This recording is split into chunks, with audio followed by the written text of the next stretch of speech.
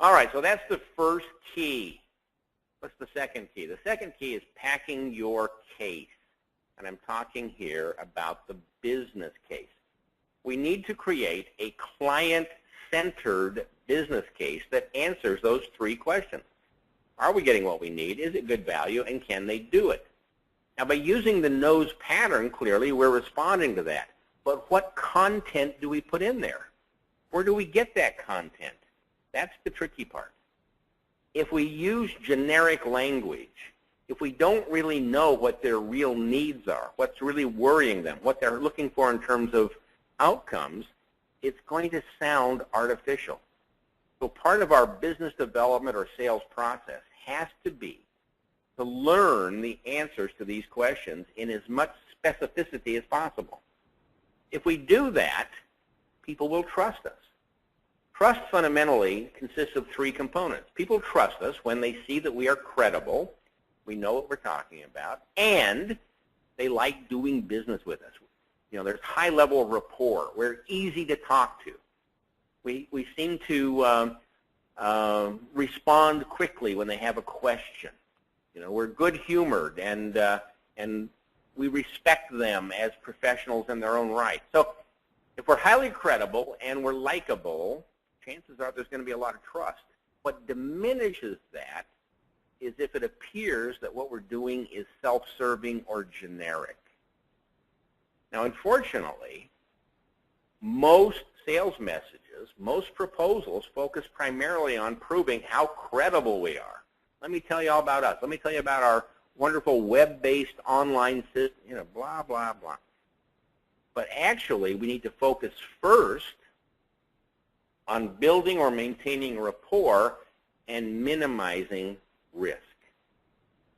If we're using generic messages, if we're cutting and pasting so that everybody's getting the exact same executive summary, we're raising risk and we're diminishing rapport. And why does that happen? Well, it happens because of something called the primacy principle, or what we might in everyday language call the principle of first impressions. Whenever we experience something, what we experience first, we assume is normative of the rest of that experience going forward.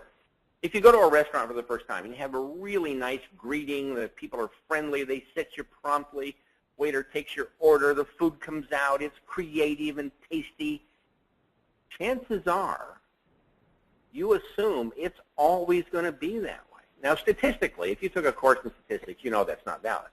A sample of one is not enough to base an opinion on. And yet we all do it. We'd all go back, assuming it's going to be nice.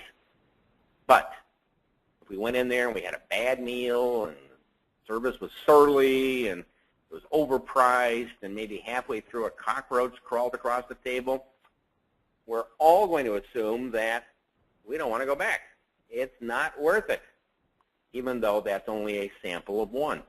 Statistically, we need to go back 30 times. We need to have a sample of 30 different data points to conclude good or bad. But all of us are quite content to just take that first one. Well, what does that have to do with our proposals?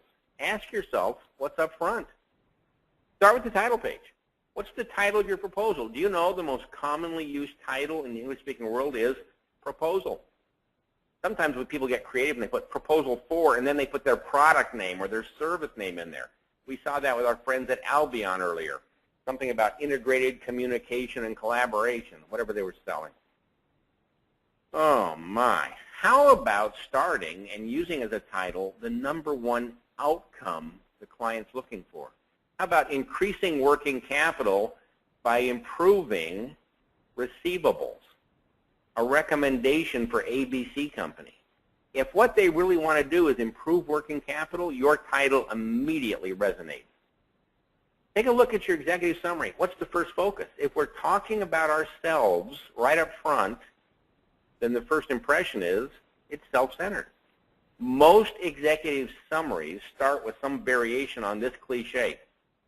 We would like to take the opportunity to thank you for allowing us to submit our proposal in response, blah, blah, blah. Think about that one. We would like to take the opportunity to thank you. We would like to, but apparently we can't. Why? Because we were up all night trying to get our proposal done on time? Why can't we just say thank you? And even if we can say thank you, why would we start there? The customer doesn't care. Get to the point. You are focused on developing new markets in Asia and Latin America. These markets have tremendous potential for increasing the range of your products and revenue. To achieve this, though, you need to address 3 challenges. First, and we get right to the point, go through the executive summary and count. Whose name appears more frequently, yours or the client's? I have seen executive summaries where the client's name was never mentioned.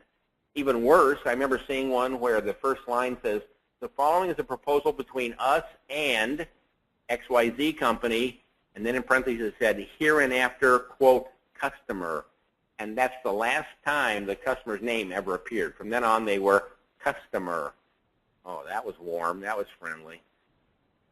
If you're doing this right, if we're focused on their needs, their outcomes, a solution to their problems, in the executive summary, their name should be appearing 2 to 3 times more frequently than ours. So it's easy. Go through and count. And count the pronouns. You know, how often do you refer to them? And refer to them as you. Don't call them it.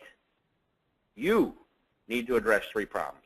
You want to see an increase in revenue. And refer to yourself as we. All right, finally, are you pushing a product or a service? If you're giving them generic, factual descriptions, yes, that's what you're doing. You're pushing a product or a service. If, on the other hand, you're linking it back, one of the key challenges you face is, the reason we're proposing our solution is because, and you're showing how what you're recommending actually addresses what they need, now we're actually proposing a solution.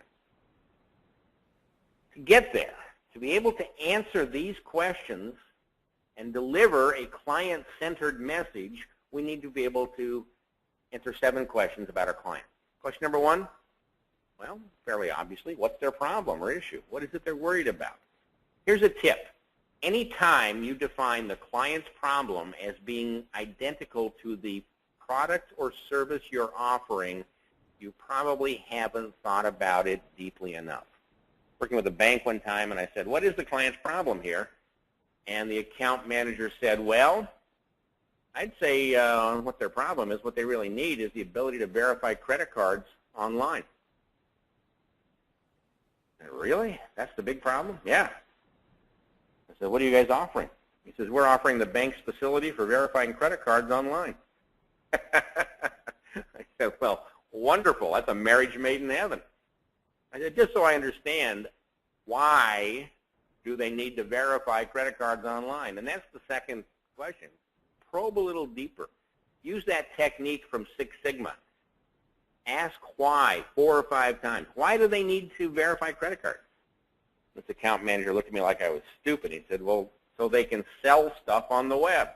I said, okay, so this is an e-commerce strategy, and they want to be able to take credit card payments. Is that right? He goes, yeah. I said, well, great, but why are they doing that? He goes, what do you mean, why are they doing that? I said, they got stores in every mall in North America. Why do they want to have a website? He's getting a little exasperated. He said, well, I guess because their biggest competitors are doing it. I said, okay, so they're trying to keep up with their competition by having an e-commerce option in addition to all the brick-and-mortar stores, right? He goes, yeah. I said, why? Now he's really fed up. What do you mean, why? I said, from what I know of them, they are bigger than their next 2 competitors put together. So why do they care what their competitors are doing? And he threw his pencil down on the desk and he said, well, I guess it might be because they lost 20% of their market share last year. That's why. Ding, ding, ding. I think we found the real problem. And that's where we start the proposal, with stopping the erosion of market share by helping them create a desirable, attractive, and effective e-commerce option. It wasn't about verifying credit cards. Too often, people think that the solution is somehow the flip side of the need. No, no. We got to probe a little deeper. All right, so these 2 questions help us hone in on that. And the third question is, and what are they looking for in terms of results? Well, there could be any number of things. Sometimes they're looking for business or financial results, what we might call strategic impact. They want to, in the case of a government agency, they want to rein in the budget. In the case of a private sector company, they want to improve profitability. Maybe they're facing downsizing, or maybe they've just completed a merger or acquisition and they want to bring these two entities together. Any number of strategic kinds of outcomes they might seek. Our job is to talk to the client, to the decision maker, and find out what they really are looking for. It might not be strategic. It might be more tactical. They want to automate something that's labor intensive. They want to improve the infrastructure. They want to enhance quality, reduce downtime.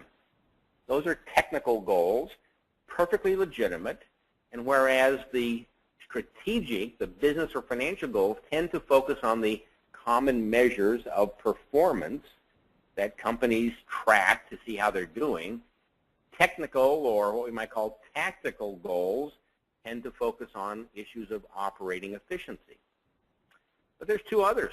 Sometimes it's social. They want to reduce the carbon footprint. They want to increase customer loyalty. They want better integration with their supply chain. They want to reduce turnover in their key personnel.